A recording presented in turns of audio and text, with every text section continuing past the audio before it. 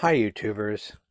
We are at the point on the Baja Base Camp construction where I needed to put the insulation on the walls that get the heat and insulation on one of the walls that gets the cold northern wind. When it's windy and it's cold northern wind, it comes down there and it's cold.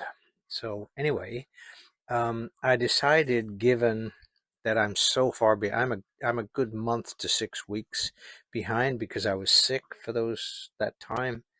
I decided that it might be a good idea to find someone that could at least help me with it, or even do the vast majority of it for me.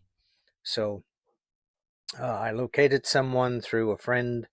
They started this week. They have put on um, the insulation on approximately 1/4 of the house, and then started the stuccoing, the first layer of stucco, and then the other layers of stucco will go on after that. So that's where we are at this point.